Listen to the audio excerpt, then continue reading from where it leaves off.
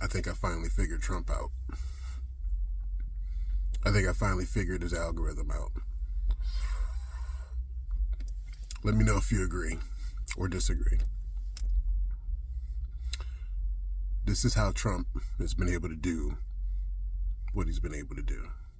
This is the secret sauce. Trump speaks the language of grievance. He speaks the language of grievance, which is very, very interesting coming from a fucking billionaire. I'll get to that in a moment. Trump's secret sauce, what's allowed him to go from this far off, distant, rich celebrity to now potentially a two-time president,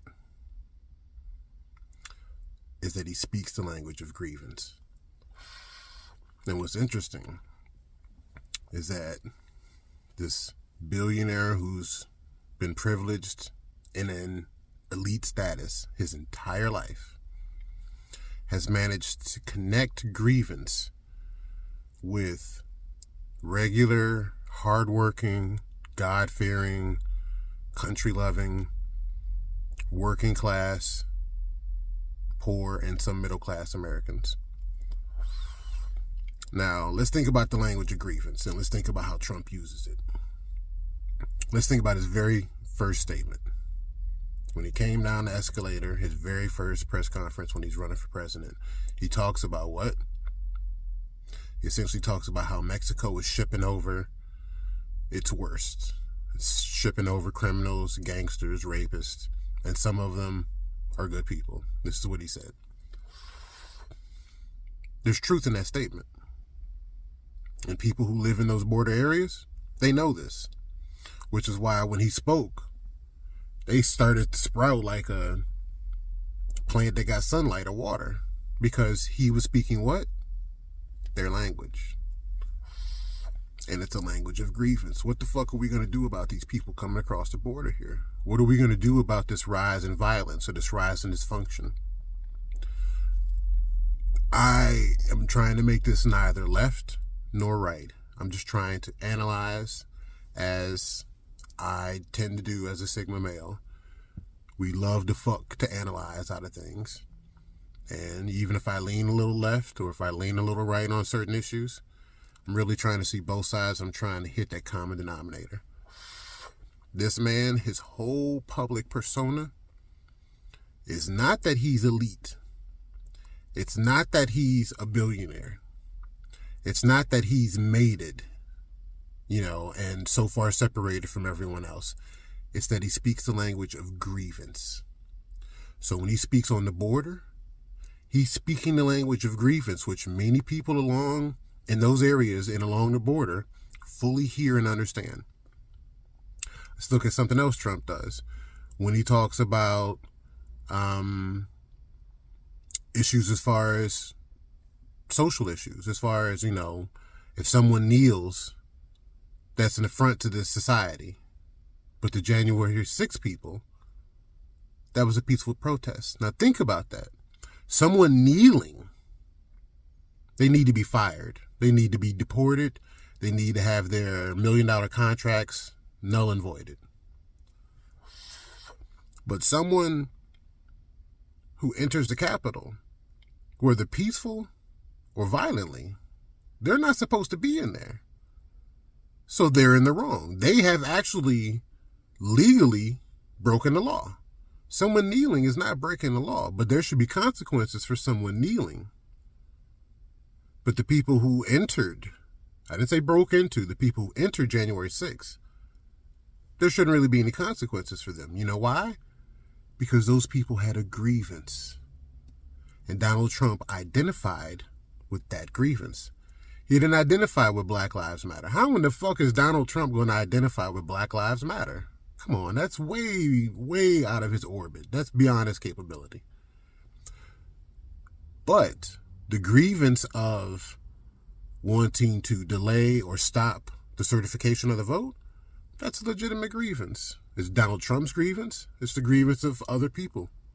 So he understood and he spoke to that grievance. Some would even say he stoked and poured gasoline on that flame of grievance. So, when he attacked Hillary Clinton during the 2016 presidential election, and he accused her of being corrupt, and he talked about her email servers, and he talked about many things.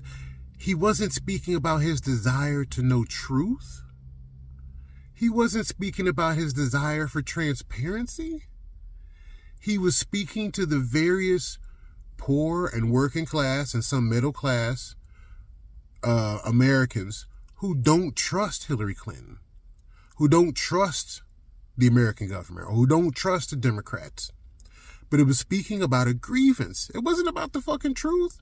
And that's what you've got to understand about Donald Trump. He's changed his whole public persona from talking about how elite he is and how big he does things and how you can't fuck with him. He's up here and he fucks with people up here. You can't. Come on now. That was Donald Trump's whole public persona all the way up until 2015. Think about that. For 35, 40 years, Donald Trump's whole persona was how elite he was. Almost everything he said, almost every way he carried himself, the people he interacted with. Up here, that was his branding. Okay? Think about the rap songs, different other mentions in pop culture of Trump, and it's always about an elevated status. It's not about a commonality for the people. It's not about truth. It's about being top shelf. That was his whole persona up until 2015. When he entered the public game, as far as being a public servant, when he ran for office, the thing that no one really tapped into, the thing that no one really noticed, and I'm just not figuring out now. I'm sure someone else may have come to this conclusion because nothing is new underneath the sun. But what I just now finally realized is that Donald Trump's special sauce is that he talks the language of grievance. And you have to go back and look at pretty much everything he's talked about. It's always from the perspective. It's always from the angle. It's always from the outline. It's always from the structure of grievance. Someone did this to you. Someone's doing this to you. And so he steps in, and after identifying with you on a subconscious level, I do feel like someone's doing something to me. I do feel like the system's rigged. I do feel like, the swamp is fucking everything up. Whatever you want, whatever analogy you want to go, there are grievances. People have grievances. Americans have grievances. People all over the world have grievances. But he taps into it in a very subtle way. How can this billionaire who's lived this elite status his whole life know what the fuck you go through and what your grievances are? You know what? He doesn't know. And he doesn't care. Do you care what his grievances are? You're poor, working class, middle class American from the rural area, from the suburbs, from the city. It don't fucking matter. Do you care about what Donald Trump's grievances are? Do you care about the bullshit that he has to deal with? Not at all. So what in the fuck makes you think that he cares about what you go through? What makes you think he would even remotely be able to understand the grievances that you and I go through? He wouldn't. He couldn't. But yet he uses the language, a fucking elite, privileged billionaire. Figured out how to use the language of grievance and be like, yeah, shit's fucked up, ain't it? They did this to you. They keep doing this to you. Think about when he ran his first campaign. How many times he said, it's rigged. The system's rigged. The system's rigged. He accepted the results of that election, though. But before the election, they asked him. They said, are you going to accept the results of this election? And he said, I'll let you know. I'll let you know. He didn't even think he was going to win. But it wasn't about that. It was about tapping into the grievances. If you even go back further and you go back to the birther movement and him attacking President Obama and saying that he wasn't a for real American citizen and therefore shouldn't be allowed to be president. He didn't give a fuck about whether or not Obama was actually president. He was tapping into the grievance population. He was using grievance language and essentially saying the system's rigged. The system's rigged. They got this foreigner. He becomes president. He, Barack Hussein Obama, he becomes president. That motherfucker is, no, he's a plant. Grievance. He don't really care as long as Trump is making his 9, figures. He don't give a fuck. But he knew how to tap into grievance. So once he became a candidate, not even president, once he became candidate, everything, and obviously once he became president, almost everything he's ever talked about, once he's become a public official, has been about grievance. That's how he gets his crowd. That's how he gets his base. That's why almost no matter what he does, and definitely no matter what he says, as long as he still can tap into that feeling, that structure of grievance, they'll ride with him. The only time that I'm aware of, the only time that I've ever seen him potentially lose his base is because he ventured off of the beaten path of grievance and tried to make it about himself. So when he makes it about himself in relation to grievance, it's like, oh yeah, America used to be great. They fucked it up. They poisoned the well. I'm going to make it great again. Grievance. I'm talking grievance, and I'm putting myself in the role of savior. Or if not savior, at least letting you know. You know what I'm saying? At least letting you know. The one time I saw his base potentially leave him is when, I think it was at some event, and he briefly, I got to smoke on this one. He briefly suggested to his audience that they should go get the vaccine because he put it in motion. I was the one to put it in motion. And you could hear some of the people in the audience started to boo. And they were starting to boo in a way that was like, you'd have to find the footage. They were starting to boo in a way, and he was starting to react in a way that's like, oh shit, they're not riding with me. You know what I'm saying? Like, they might turn on me on this one. And then he brought it back around. I was like, but it's your choice. It's your choice. But for a brief moment, he was like, and I think you all should get the vaccine. I'm the one that put it in motion. I'm the one that got everything started. And the audience started turning like, no, man, boo, fuck what you talking about. And he was, So that's what I'm saying.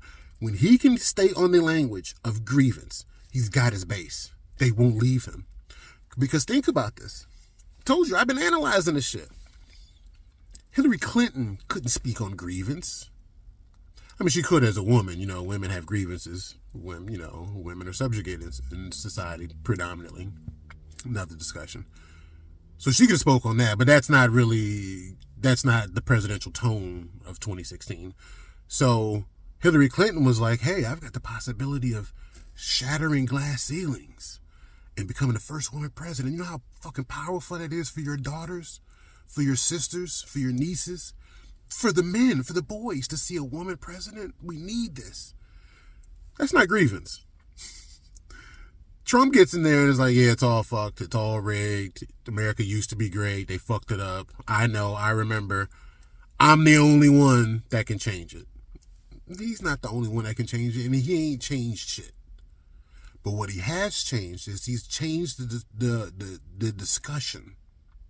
And he's changed it in a way that a lot of these other politicians haven't figured out yet. That's why he obliterated the Republican field in 2016. You had these established, credible politicians. Jeb Bush was the fucking governor of Florida. Do you know how fucking valuable Florida is in the presidential election? He was the governor of Florida, and a fairly popular governor, as far as I understand. And Trump smacked him the fuck up, and he kicked everybody to the side. And he did it not with hope, like Obama did, like hope. Just Obama in the picture and hope. No. Trump did it with like, they fucked everything up and I'm the one that's going to make it better again. And many people who had voted for Obama. And you can't just call them degenerates. You can't just, write them off as, deplorables. You have to really, that's why I say you have to really break it down and continue to break it down. And I think that the lowest common denominator is that Trump speaks. He taps into the language of grievance. And the Democrats, they don't do that. That's not what they do. The Democrats, first of all, the Democratic umbrella, the Democrats try to do everything for everybody. And I'm not saying that that's necessarily a bad thing. It's not really possible. So someone's always dropping the ball and it's expensive. So taxes and whatever. But look, some people feel the role of government is to try to make people's lives and the functioning of society better. Yes. So, but the Democrats, like I said, they try to do everything for everybody. And within that narrative, it's kind of hard to speak grievance. And when you do speak grievance, it has to be grievance in a way. No, let me correct that. The Democrats do speak the language of grievance. And that is often a lot of times how they win some of their elections. So it's not just Trump. The Democrats speak grievance too. But he's really tapped into it in a very unique way. That even though this man is a billionaire and has never had anything in common with the average person other than eating, sleeping, and shitting, somehow you've got different layers of society that, so here's the thing. You've got, it's three sections. You've got one section that will ride with him because he speaks their language. So they will ride with him. He could punch somebody. He could shoot somebody. He could be convicted of a federal crime. Some would say he could incite a insurrection. And they will still ride with him. You know why? Because he speaks the language of grievance better than everybody else out there. Everybody else. He speaks more my language. I'm not talking about me, but I mean the language of grievance than any of the other politicians out there. So he's got one. So there's one third, or there's one of the three sections that will ride with him regardless. Maybe it is a third of the population, third of the voting population. Then there's another third that will never ride with him. They will never, ever. Donald Trump could resurrect their dead grandmother, and they will never vote for this man. Never. So there's nothing he can do. So the one group, there's nothing he could do to get these motherfuckers off of him.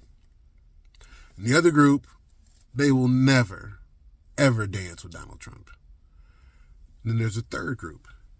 And this third group, which is usually kind of the independents, you know what I'm saying, or Sigma males. But this third group, they're the key to this election. Because we all have grievances.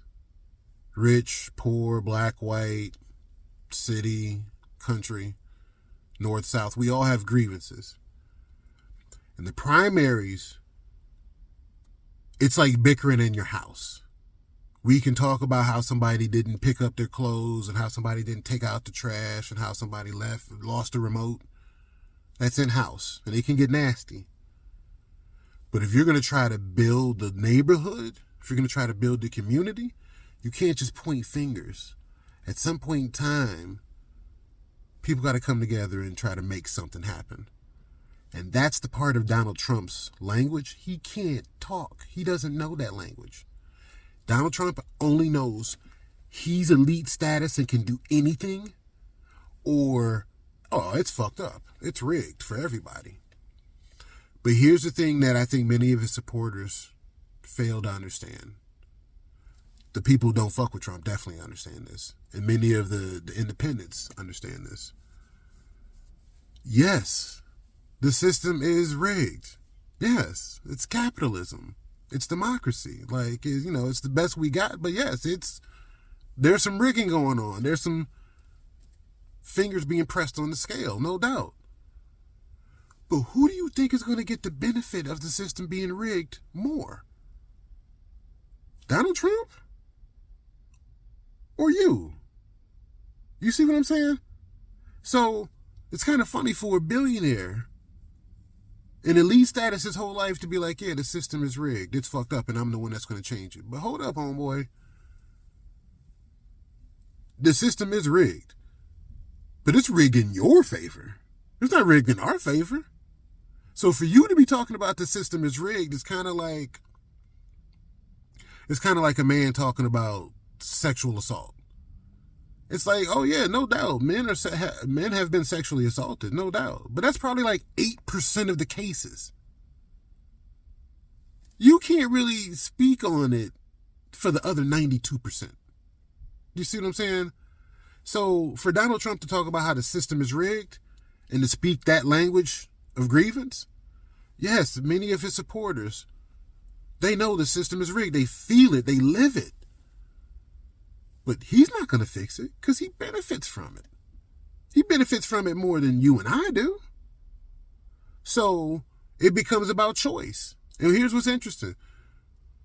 In the 2024 election, most people are not happy about the choices. They don't want to vote for Biden or Trump. They'd rather have better choices. You know what's interesting? 2020 election.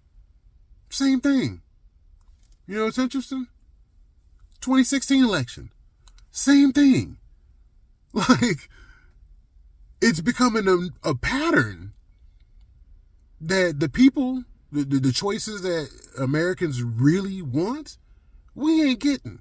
Because at some point, the money comes into the system and the system becomes rigged.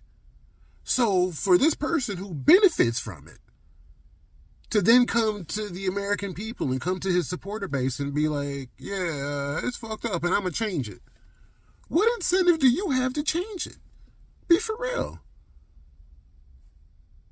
So I think I figured Trump out now. That's his hook. That's his special sauce. He speaks the language of grievance. And so everything is bad. Everything is deteriorated. Everything is fucked up. Everything is going south. And he's the one that can fix it. Why would you fix it when you benefit from it more than we do?